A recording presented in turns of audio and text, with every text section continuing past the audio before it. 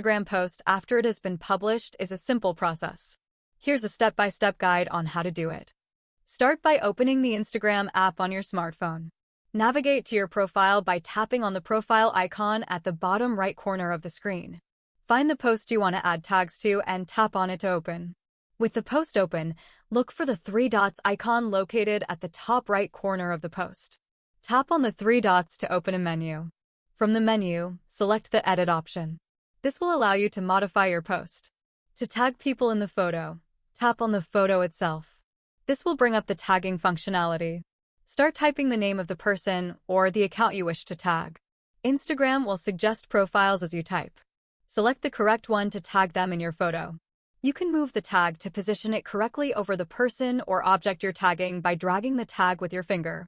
Once you have added all the tags you want, tap on the checkmark on Android or Done on iOS at the top right corner to save your changes. After saving, Instagram will update your post with the tags you've added. It might take a few moments for the changes to reflect. You can tap on the photo again to see the tags that have been successfully added. If you found this guide helpful, don't forget to like and subscribe for more tutorials. Looking forward to seeing you in the next one.